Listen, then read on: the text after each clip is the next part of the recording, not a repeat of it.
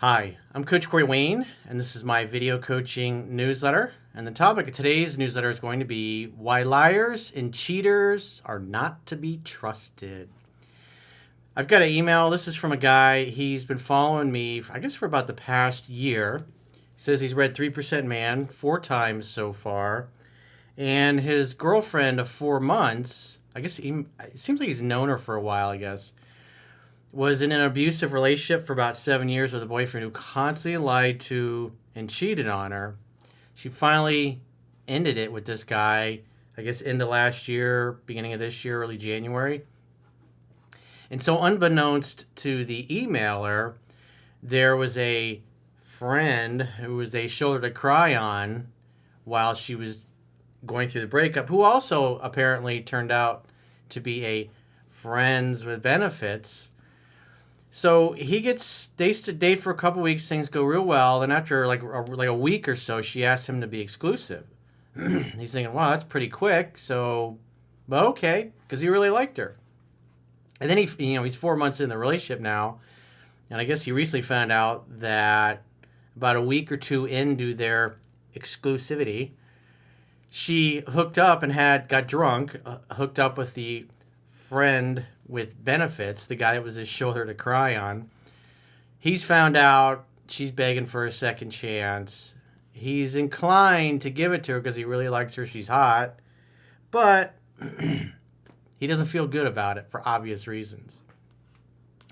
So it's just the email. It just, character's destiny. You probably heard me say that before, but because people ask us, like, are liars and cheaters redeemable? So remember this. You probably heard me say it as well. Like attracts like. People who like the same things tend to like each other. Water seeks its own level. You are who you associate with. And people that are in relationships with liars and cheaters who habitually lie and cheat on them, on some level they condone that behavior. And typically they both cheat on each other. So if this woman's in a relationship with this guy for 7 years who's lying and cheating on her constantly. She knew he was lying and cheating on her, but yet she stuck around. So if you look at her actions, then she's cool with lying and cheating because on some level, this is normal behavior for her.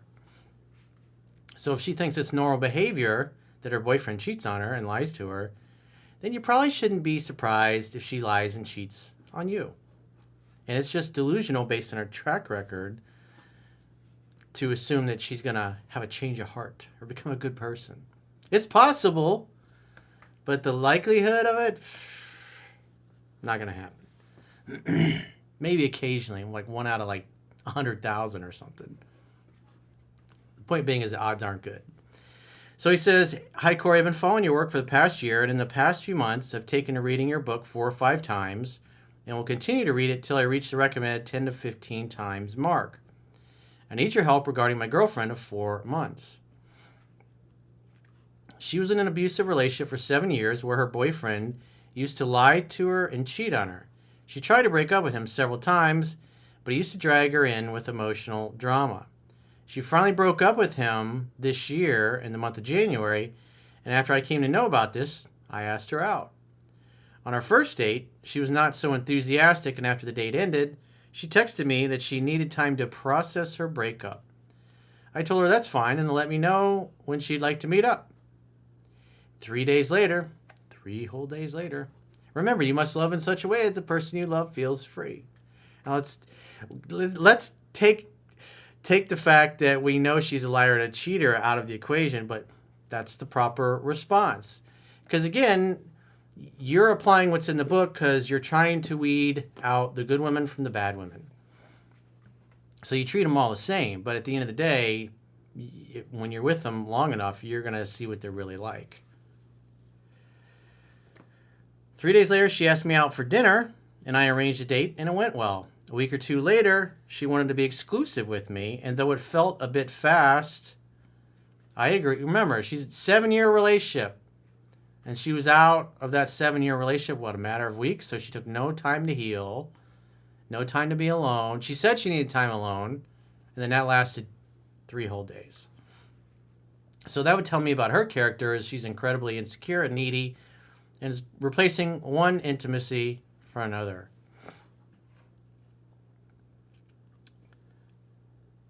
He says, fast forward to today, and our relationship was going well until last week. I got to know about the friends with benefits guy that she had during the end of her last relationship. Oh, she left out that detail. During the last few months of her previous relationship, she was friends with this one guy who was her shoulder to cry on. That's so nice. That's very generous of him. The problem is, 1 or 2 weeks into our exclusivity agreement, she slept with this guy at a party where both of them were drunk and thus cheated on me. Oh. And she's the one that asked for exclusivity. And so she puts herself in a situation where she's hanging out with a guy that she was having sex with and got a little drunk and, oops, his dick ended up inside me. Huh. Shucks. I don't know how that happened. It's like, it happens. Oops. After the incident, they had a huge fight where she told him that it shouldn't have happened and it was wrong as she was committed to me. Obviously, didn't bother her too much. She was hanging out with this guy and decided to get drunk around him without her boyfriend being there. Obviously, she just has tons of integrity. After that, she cut all contact with him. Yeah, okay, sure. She never once mentioned this to me, and I recently got suspicious due to my talk with her friends and confronted her. Still, she didn't tell me the truth at one go. Oh, she's a liar? She was in a relationship with a liar and a cheater for 7 years? And she lied to you? God, that's so unusual. And I had to keep on pressing her to get the truth out. There was a lot of crying and apologies from her, and she was ashamed of her behavior. Her narrative is the usual, it just happened. Oops. Oops. It just kind of happened. It just kind of happened. I know we're in a relationship, but oops, his dick ended up inside me. It can happen to anybody. She says that at the time, she committed too soon to me. Oh, so it's your fault, obviously. And was still not over her ex and thought the relationship with me won't last as she was moving to a different city. Yeah. Oh, yeah, so it's not her fault. Hey, it's not my fault. You got into a relationship with you too quickly. Which obviously he did. Slowly over time, she started falling for me and could never muster the courage to talk about the cheating incident as she feared losing me. Well, rightly so. I told her that this is totally unacceptable and that a commitment for me means a lot. Well, it means zero to her. Doesn't matter what she says, her actions show otherwise. She rationalized it away by just like, oh yeah, we really wasn't that into you. It was too soon for a commitment. I was just really suffering after the breakup. So, whoops, his dick just kind of slid into me. It happens. But it was a rather nice game of hide the salami. Too bad you weren't there. However, she is begging me to take her back and is telling me that it was a one-time mistake. Sure, she belongs in the streets. She's also told me that she will see a mental health professional to understand what is wrong with her and why she behaved the way she did. Because she doesn't value loyalty, monogamy, exclusivity, and being honest and telling the truth those are not her value system. And it's like, doesn't matter what she says, she stayed with a guy who was lying and cheating on her for 7 years. She's probably lying and cheating to him too. It was probably a mutual thing. I know for sure that she has started a session online for self-improvement. Oh, well, good for her. I told her that she had broken trust, which is fundamental to a relationship for me. Love cannot exist where there is no trust. She said she needs a break to work on herself. Oh, a break now. And that I should contact her whenever I feel I can give her and the relationship another chance. She belongs in the streets. I'm a bit confused as to whether to give this girl a second chance or not. Dude, if you're seriously thinking about giving this chick a second chance, I want you to take your right hand. I want you to reach out and choke yourself. While we click on many levels, I am really concerned by the fact that she hid this cheating incident so well. That's because she has a lot of practice at it. And it's going to kind of make you wonder, what else has she lied to me about? This is character's destiny. This is who she is. This is her value system. It's not your fault, dude. But this is why you date. This is why you apply what's in 3% Man. So you can see these things and you can find them out. Obviously, you didn't want to find out 4 months into a relationship, but, well, here we are. Shit happens. That's the way life is. You didn't expect it. You weren't looking for it, but it kind of happened. You got served a big shit burger. Now you just got to decide whether or not you want to eat it. I would probably decline, obviously. But you do you, boo-boo.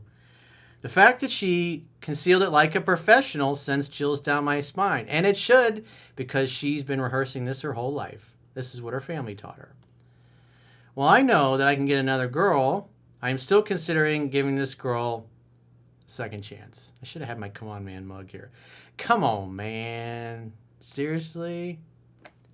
She belongs in the streets. I think she might be truly in total guilt in trying to improve herself. Sure. I know long abusive relationships can make people behave in ways contrary to their character. No, it was totally consistent with her character. She gave the dude 7 years. She's a liar and a cheater also. She proved it to you, quite frankly, a week into your relationship. Like Maya Angelou said, when somebody shows you who they are, believe them the first time. And if she wants to put effort into herself in our relationship, I don't want to be the dick and make her live with regret for the rest of her life. You don't want to be a dick. But she had another dick that wasn't yours inside of her when you were supposedly in a relationship. It's like, have some self-respect, dude. I mean, think about what you just said. I don't want to be the dick and make her live with regret for the rest of her life. It's like she should. She should realize that if I do this to the next guy, I'm going to lose him too. So the best thing you can do for her is say, she belongs in the streets. And just say, no, it's like love can't exist where there is no trust. Trust is the hardest thing to get and the easiest thing to lose. And you violated that trust 2 weeks into our relationships. Like, I don't care what you say. You did what you did. You were with a guy for seven years who cheated on you constantly.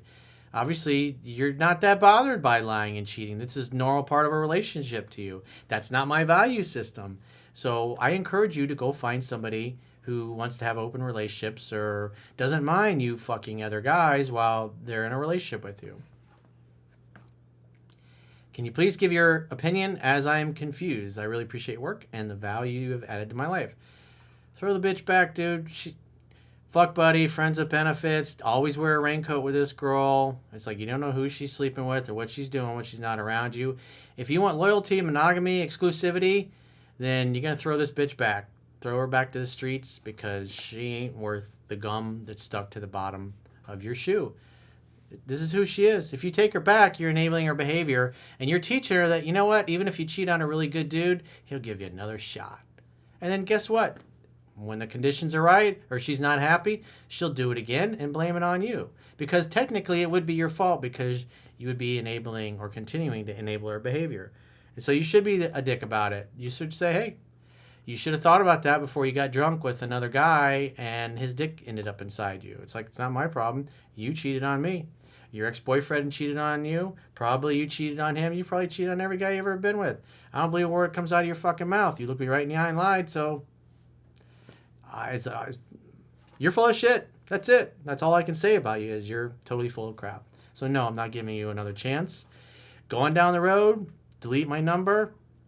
Have a nice life. Call Dr. Phil. Go get your mental health counseling and therapy. I think that would be great, but I can't do this. I can't be with somebody who's going to lie to my face and cheat on me. And it just doesn't work for me. Got nothing but love for you. Bye-bye. So if you got a question or a challenge and you'd like to get my help, go to understandingrelationships.com, click the products tab at the top of your screen, and book a coaching session with yours truly. Until next time, I will talk to you soon.